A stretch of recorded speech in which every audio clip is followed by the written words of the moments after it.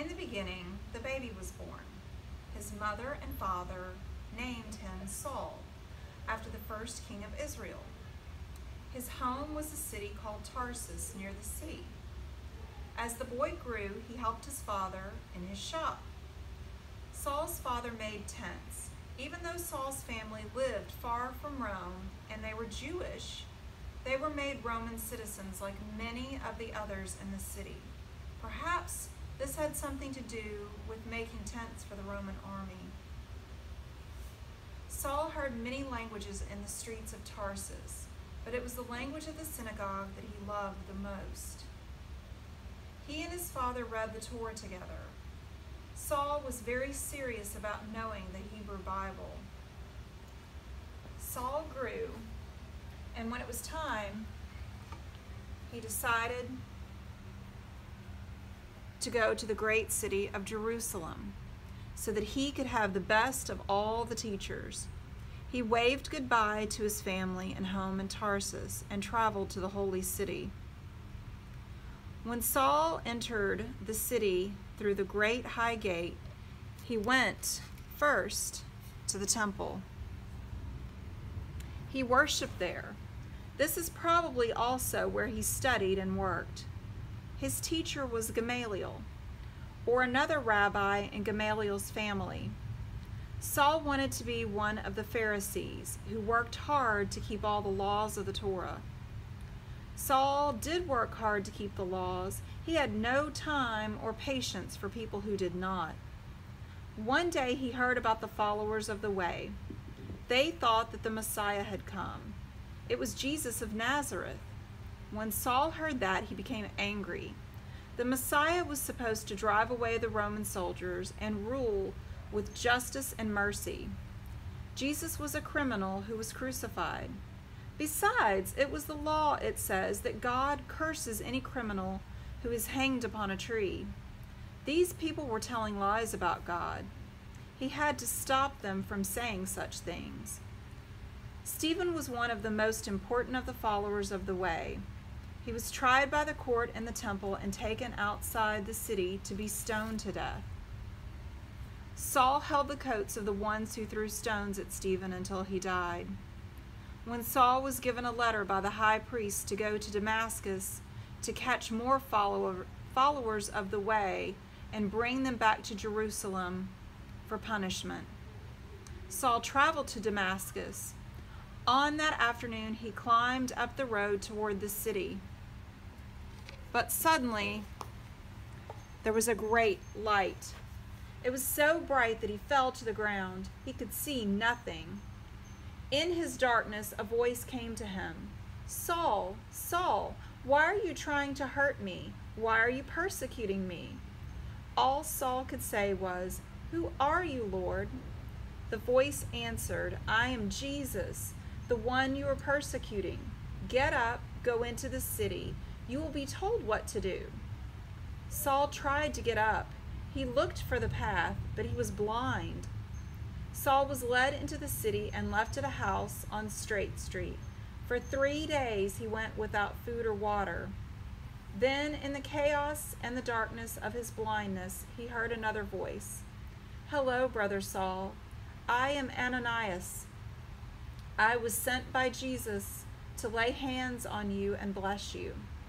When Ananias' hands touched Saul, something like the scales from a fish fell from his eyes, and he could see.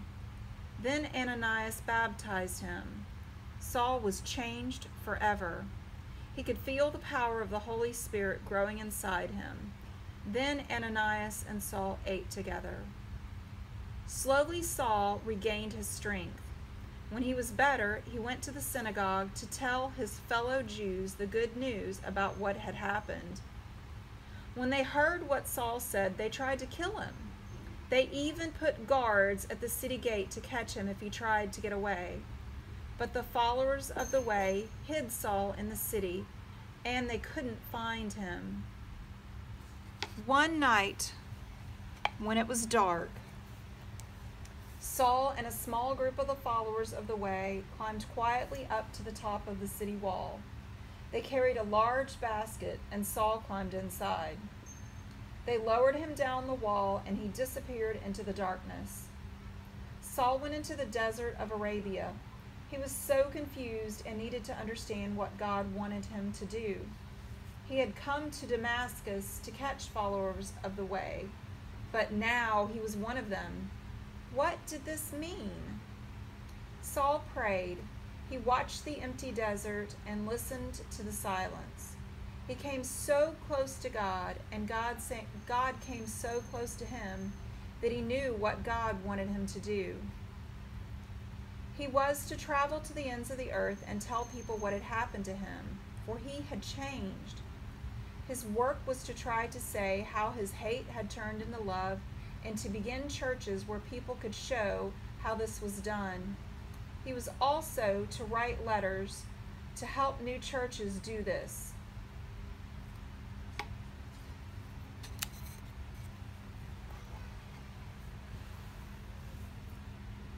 Saul began his work. He sailed across the sea. He walked across the land. He went back to Jerusalem to meet with Peter, James, and the others there, now called Christians. They were suspicious, but they finally said to keep telling the story to the Gentiles, the non-Jews.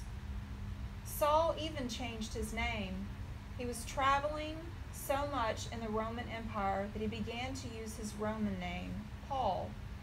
Paul's work was to start churches, but he also wrote letters to young churches to help them with their problems. He wrote to the Philippians and the Ephesians. He wrote to the Thessalonians and the Corinthians. He even wrote to the Romans and told them he wanted to visit them and then go on to Spain. Paul turned toward Jerusalem for the last time. As soon as he came into the city, he went to the temple. He wanted to make a sacrifice. He was still a Nazirite, keeping strict Jewish law, as well as being a Christian. People shouted that he didn't belong there.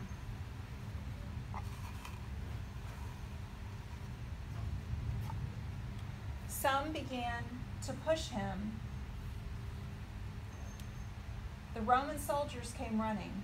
They pushed the people back with their shields, short swords, and spears. They saved Paul's life and marched him to the fortress Antonia. The Roman soldiers decided to beat him to find out why the Jews wanted to kill him. But that was when Paul told them he was a Roman citizen. He had been taken to the Roman courts. He was taken to Caesarea on the coast. After about 2 years, he was put on a ship that was sailing to Rome to be judged in the law courts there. Paul sailed to Rome. His ship sank, but he was saved, and he went on his way. Paul was kept a prisoner in his own house.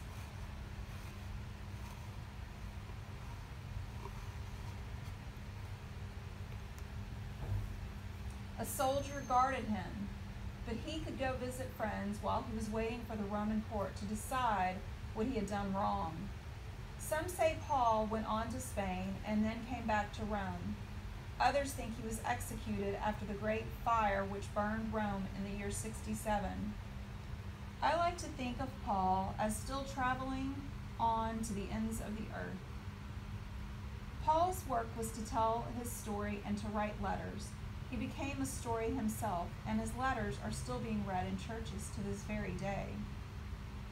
Now, I wonder which part of this story you like best.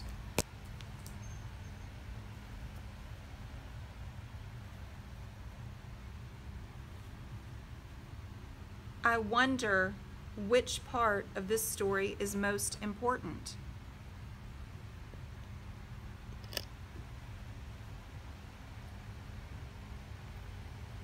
I wonder what part of this story is about you.